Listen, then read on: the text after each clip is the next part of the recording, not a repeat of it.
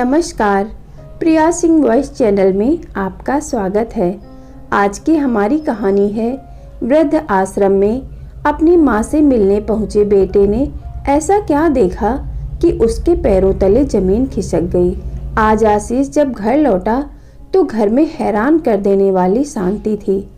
किसी अज्ञात आशंका के अंदेशे से अपने कमरे की ओर बढ़ा तो उसे फोन पर बात करती अपनी पत्नी की हंसी सुनाई दी। उम्र भर के लिए अब पास न फटकने देने का इंतजाम कर लिया है मैंने। गोद में रखना तो दूर, आशीष अब अपनी अम्मा का चेहरा तक देखने को तरस जाएगा। कुटिल हंसी के साथ धीमे स्वर में फोन पर बात करती हुई संजना की कड़वाहट भरी बातों ने आशीष को झकझोर कर रख दिया। कुछ देर तक तो उसे समझ ही नहीं आया यह क्या हो रहा है, लेकिन जैसे ही उसकी आंखों से पर्दा हटा उसे समझ आ गया कि उसकी पत्नी संजना ने उसकी अम्मा को घर से निकालने के लिए साजिश रची है। तो दो थप्पड़ अपनी पत्नी के चेहरे पर जड़ दिए। आशीष ने तय कर लिया कि वह किसी भी हालत में अपनी माँ को कहीं नहीं जाने देगा। अपने कमरे में एक बैग में अपने कपड़े रखती हुई अम्मा के पैरों में जाकर गिर गया। गिड़गिड़ाया, हाथ जोड़े, लेकिन अम्मा नहीं मानी। कमजोर बनकर रहना शुरू से ही अम्मा की फितरत में नहीं था। एक स्वाभिमानी महिला जो ठहरी, जो अपने आत्मसम्मान की रक्षा करते हुए अम्मा चली गई वृद्ध आश्रम में रहने। अम्मा के जाने के बाद उनकी तकिए के नीचे से एक लिफाफा मिला।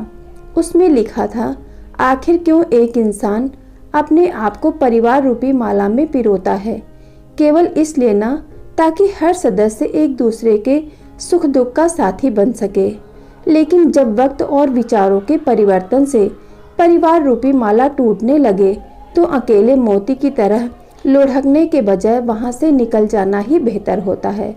मालूम है मुझे आशीष बेटा, इस समय तेरी आंखों में आंसू होंगे, लेकिन मेरे पास केवल यही एक रास्ता था तेरी गृहस्थी को बचाने का।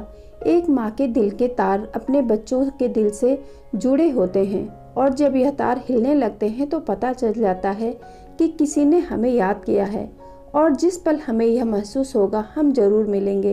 तुम सब लोग अपना ख्याल रखना। तुम्हारी अम्मा।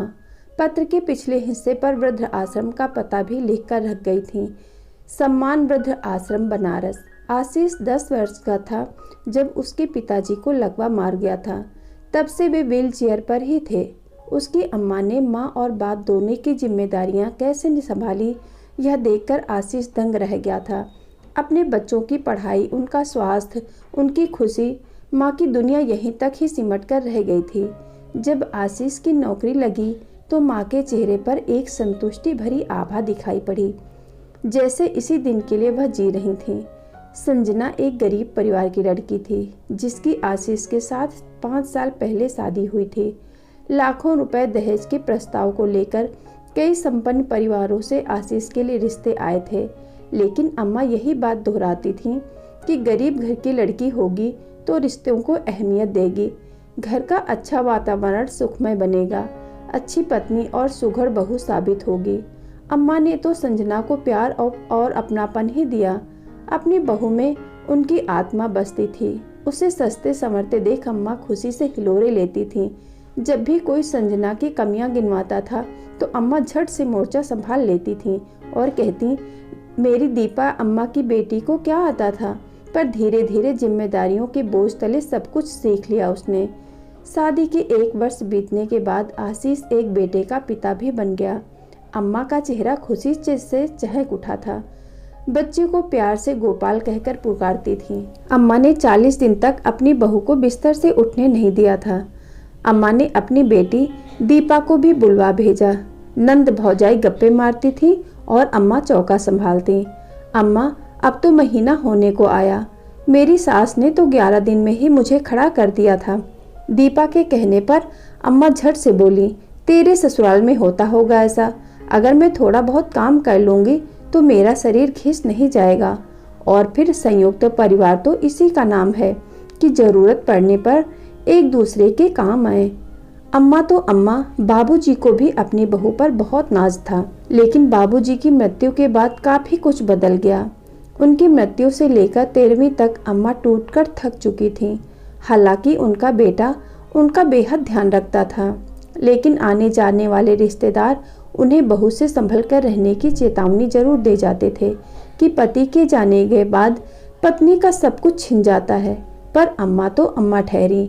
उनकी बातें सुन अम्मा कहती, जितने मुंह उतनी बातें। मैं ऐसी नकारात्मक सोच से अपने परिवार का वातावरण खराब नहीं होने दूंगी। लोगों की आवाज़ आनी बंद हुई तो अम्मा पुरानी दिनचर्या पर लौट आईं। अपने पोते गोपाल के साथ इस तरह हंसती खेलती घर का कामकाज भी करती, लेकिन रात के 9 बजे ही अपने कमरे का दरवाज़ा बंद करके सो जाती। आशीष अच्छी तरह समझता था कि 12 बजे तक जागने वाली अम्मा कभी 9 बजे सो ही नहीं सकती। एक रात जब आशीष ने अम्मा के कमरे की बत्ती जलते देखी तो उनके कमरे में चला गया। बाबूजी की लिखी डायरी पढ़ते अम्मा रोती जा रही थीं। आशीष को देखते ही ठिठक कर बैठ गईं। तू सोया नहीं अभी तक? आप नहीं सोए तो मैं कैसे सो जाऊं अम्मा? इस तरह तो आप बीमार हो जाएंगी, आशीष ने चिंतित स्वर में कहा। अच्छा है ना, तेरे बाबूजी के पास चली जाऊंगी। बेशक तेरे बाबूजी व्हील चेयर पर बैठे रहते थे, चलने फिरने से लाचार थे, लेकिन उनका साथ ही बहुत बड़ा सहारा था मेरे लिए। उनके जाने के बाद अब मेरे जीवन का मकसद ही क्या रह गया है? सब कुछ तो दे दिया तेरे बाबूजी ने मुझे, इतना मान सम्मान और इज्जत भरी जिंदगी। अब तो कोई शिकायत नहीं है मुझे। तुम अपनी गृहस्थी में रम गए हो, पोते का मुंह देख लिया। अब तो एक एक दिन तेरे बाबूजी के बिना भारी से लगते हैं। ऐसा मत कहो अम्मा, कभी सोचा है मैं कैसे रह पाऊंगा आपके बिना? कहते हुए आशीष की आंखों में आंसू आ गए, लेकिन उन आंसुओं के टपकने से पहले अम्मा ने अपने आंचल से उन्हें समेट लिया था। अम्मा को अकेलापन महसूस न हो, इसलिए आशीष ने अपने बेटे गोपाल को भी अम्मा के पास ही सोने को कहा। अब अम्मा भी अपना दिल बहलाने के लिए गोपाल को स्कूल बस तक छोड़ आती थीं और उसे ले भी आती थीं। आशीष सभी काम अम्मा से पूछकर ही करता था। 1-2 दिन छोड़कर दीपा भी अम्मा से मिलने आ जाया करती थी। इस तरह घर का माहौल बदलने लगा था, लेकिन अब संजना को हर पल लगने लगा था कि उसकी जगह उससे छिनती जा रही है। पति का जरूरत से ज़्यादा अपनी अम्मा के साथ लगाव उसे जरा भी पसंद नहीं था। आते जाते आशीष को एक ही उलाहना देती रहती, तुम्हें तो अपनी अम्मा के अलावा और कोई नज़र ही नहीं आता। इस पर आशीष कहता, कुछ ही समय की बात है संजना, जैसे तैसे समय बीतेगा अम्मा को भी बाबूजी के बिना रहने की आदत हो जाएगी। दिया बाती की तरह हुआ करते थे अम्मा और बाबूजी। जरा सोचो कितनी अकेली हो गई होंगी अम्मा बाबूजी के जाने के बाद। अरे पिताजी मेरे भी गुजरे थे, तब तो 4 दिन की औपचारिकता निभाकर अपने घर चले आए थे आप, और यहाँ 2 महीने से ऊपर हो गए हैं। अभी तक अम्मा को सिर पर बिठाए हुए हो, ऊपर से आपकी बहन अलग से धमक पड़ती है यहाँ। आशीष ने उस समय उसे चुप करवा दिया, लेकिन पास के कमरे में बैठी अम्मा ने सब कुछ सुन लिया था। उसके तन बदन में आग सी लग गई थी। सोचने लगी कि सुहाग उनका उजड़ा, वैधत्व उन्हें मिला, न आज तक उन्होंने किसी से कुछ मांगा नहीं, कभी कोई गिला शिकवा किया। फिर कैसे उनकी बहू के मन में उनके लिए इतनी कड़वाहट आ गई? क्यों उसे सारी समस्याओं की जड़ में मैं ही नजर आती हुई? इसके बाद अम्मा ने एक अहम फैसला लिया। वह रोज सत्संग पर निकल जाती, कुछ देर प्रवचन सुनती, हम उम्र औरतों के साथ बैठती और फिर वापस आ जाती। लेकिन शाम को जब भी आशीष अम्मा के कमरे में जाता तो अम्मा को ना पाकर संजना से सवाल करता, तो इस पर भी संजना चिढ़कर बोलती, और कुछ काम धंधा तो है नहीं, तो रोज शाम को उठकर घूमने निकल पड़ती हैं।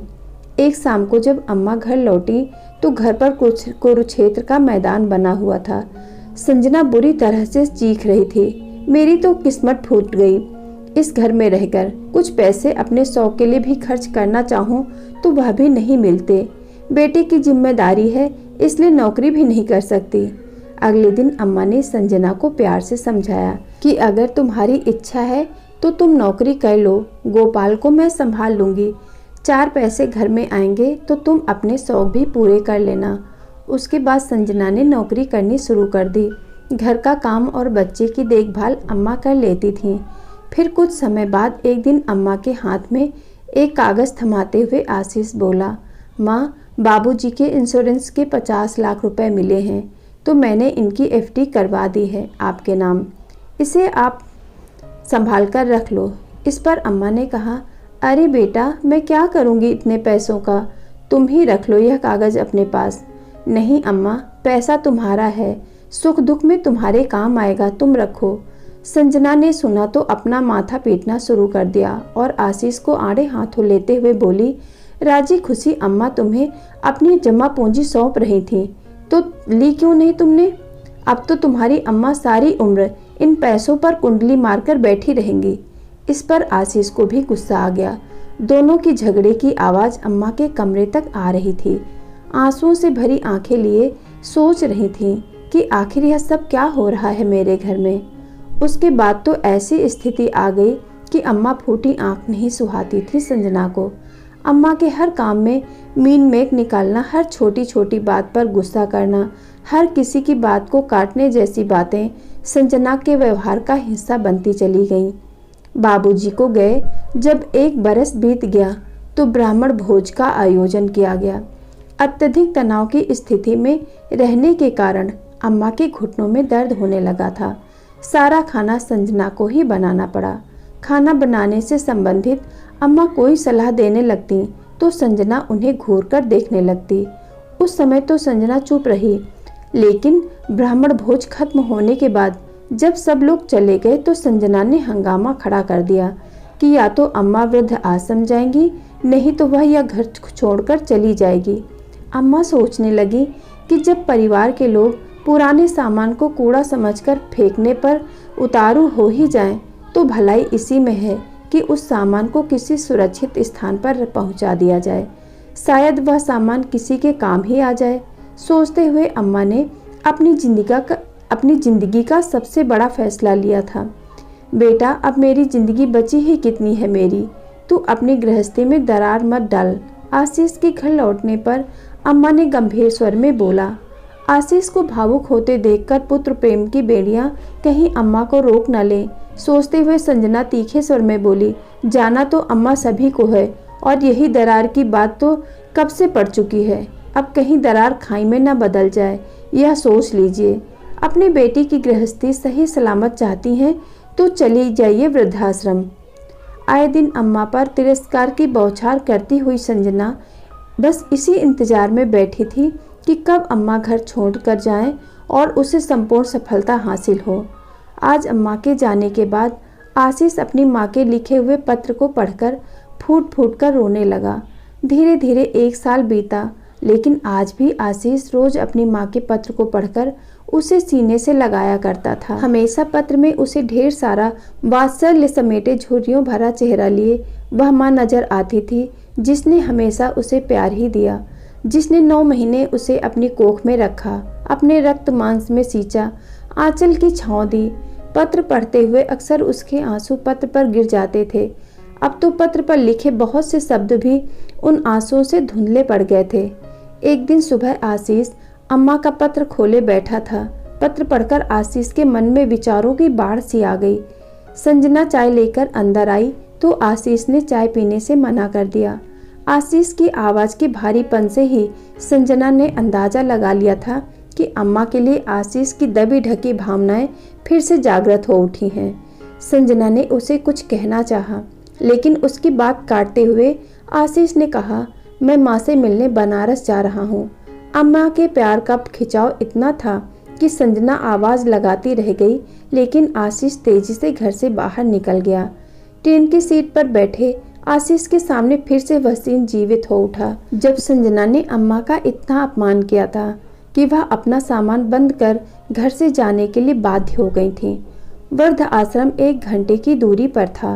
रास्ते में एक स्टेशन पर उतरकर उसका मन हुआ कि 1 कप चाय पी ले। वृद्ध आश्रम में पता नहीं चाय मिलेगी भी या नहीं।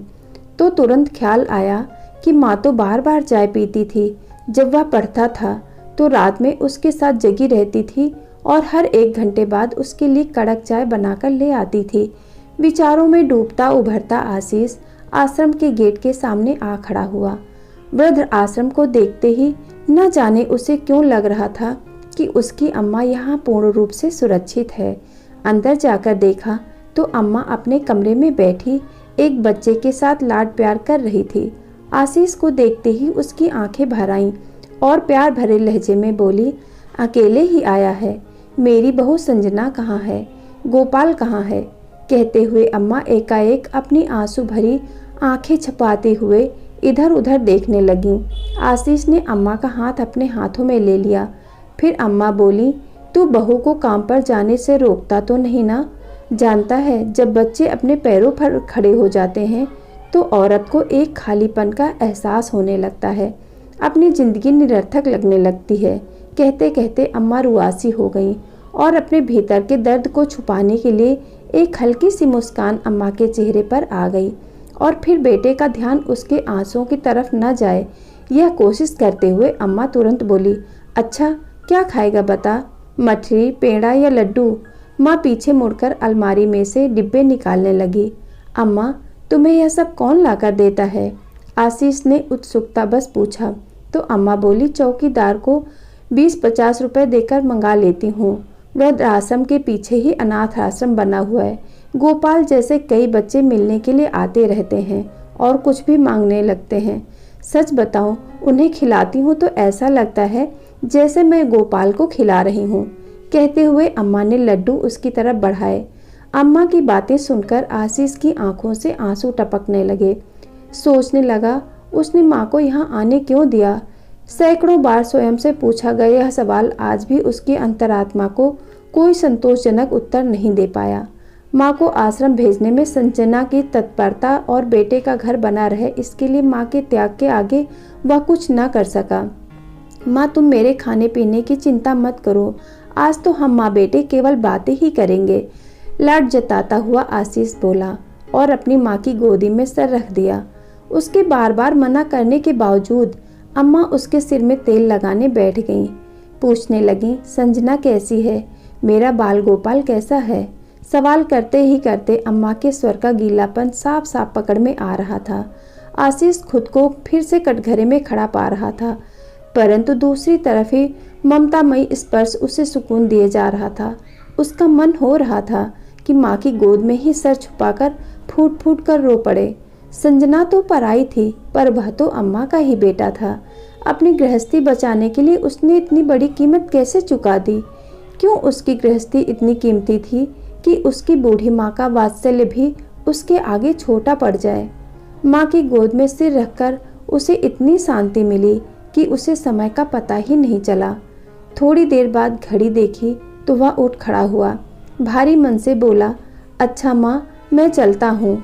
आशीष की यह आवाज़ सुनते ही अम्मा के मन में एक हुक सी उठी, लेकिन वह आशीष के सामने कमज़ोर नहीं पड़ना चाहती थी, इसलिए एक प्यारी सी मुस्कान के साथ उसे विदा किया। आश्रम के पास ही गंगा का घाट था। आशीष अपने आप को असहाय महसूस किया।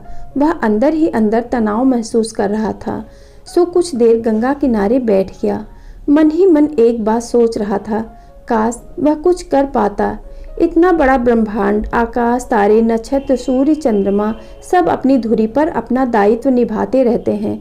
कमाल का समायोजन है। फिर हम मानव ही इतने असंतुलित क्यों हैं? सोचते हुए आशीष के मन में अजीब सी बेचैनी पलने लगी थी। कई बार सोचा कि वह कुछ बोलता क्यों नहीं, अपनी आत्मा पर बोझ लेकर जिंदा क्यों है? माँ के प्यार का यही सिला दे रहा है वह। पूछ ही रहा था कि एकाएक छप की आवाज आई और किसी औरत की चीख सुनाई दी, बचाओ, मेरा बच्चा डूब रहा है, कोई तो बचाओ। बेचैन मन की हृदय विदारक चीख सुनाई पड़ते ही आशीष अपने विचारों से बाहर आ गया। तब तक उसे बच्चे को बचाने के लिए माँ भी उसके पीछे नदी में डुबकी लगा चुकी थी। न माँ का पता है न बच्चे का। 3-4 लोग पानी में संघर्ष करते दिखाई पड़ते हैं। थोड़ी ही देर में बच्चा तो ढूंढ लिया गया, लेकिन माँ नहीं मिली। लगता है बच्चे को बचाने की जद्दोजहद में माँ ने ही जल समाधि ले ली। लोग चीखने लगे, बेचारा बच्चा अनाथ हो गया। माँ को तैरना नहीं आता था तो कूदी क्यों? बेचारी डूब गई। यह दृश्य देखते ही आशीष के मन में दिल चीर देने वाला ख्याल आया कि अगर वह डूब रहा होता तो उसकी माँ भी यही करती, लेकिन वह खुद गर्ज की तरह अपनी पत्नी के हाथों की कठपुतली बन रहा, केवल इसलिए कि घर की शांति भंग न हो। बड़े बुजुर्ग तो घर की नींव होते हैं। बिना नींव के भी घर टिका है क्या? तभी एक पल में उसने निश्चय कर लिया, अब चाहे जो हो जाए वह अपने घर की नींव को मजबूत बनाएगा, तो फिर उसका घर आंधी तूफान सब कुछ झेल लेगा। सोचते ही वह सीधे कदमों से माँ को अपने साथ वापस घर ले जाने के लिए आश्रम की ओर चल पड़ा। जैसे ही आश्रम में माँ के कमरे की तरफ बढ़ा तो सामने का दृश्य देखकर उसके पैरों तले जमीन खिसक गई। संजना अम्मा के चरणों में बैठी थी। माँ, आशीष से तो मैं बहुत गुजारिश की थी कि एक बार मुझे माँ से मिलना है, पर वह नहीं माने। मानते भी कैसे? मेरे दुर्व्यवहार के कारण तो आपको बेघर होना पड़ा था। मैंने हरकत भी ऐसी की थी। मेरे प्रति उनका विश्वास ऐसा टूटा जिसे मैं आज तक भी वापस न पा सकी। सच बताऊं तो अम्मा, मेरा वह दुर्व्यवहार आज मुझे ऐसे मुकाम पर ले आया है जहां रुपया पैसा और आरामदायक जिंदगी होते हुए भी घर खाली है। आपके होते हुए मैं निश्चित होकर स्कूल जाती थी, आप थी तो सब पका पकाया मिलता था। अहम के अग्नि में मैं यह भी नहीं जान पाई कि जो आनंद गोपाल को आपके साथ मिलता है वह महंगे खिलौनों में कहाँ मिलेगा। आशीष के घर से निकलने के बाद मेरे मन में प्रश्न उठा कि क्या माँ के मन को ठेस पहुंचाई हुई कोमल भावनाओं को पिघलाया नहीं जा सकता। आज मैं अपने आप को रोक नहीं पाई अम्मा। अपने सामने अपराधिनी बनी संजना की बातों की सच्चाई जानते हुए अम्मा की आंखों से भी आंसू की धारा बहने निकली। उधर आशीष उन दोनों के बीच हुई बातें सुनकर टूटकर रो पड़ा। आशीष, तू वापस आ गया? अपने आंसू पोंछते हुए अम्मा बोली, आज मैं आपको लिए बिना नहीं जाऊंगा। चलो संजना, अम्मा का सामान पैक करो, आशीष ने कहा तो अम्मा ने दोनों को गले से लगा लिया। यह नज़ारा देखते हुए वृद्ध आश्रम के बाकी लोगों की आंखों में भी आंसू आ गए और अचानक से पूरा आश्रम तालियों से गूंज उठा। प्लीज़ वीडियो को लाइक करें, शेयर करें और ऐसी ही शिक्षाप्रद कहानियों के लिए चैनल को सब्सक्राइब करना ना भूलें और कमेंट करके बताएं कि आपको कहानी कैसी लगी। धन्यवाद।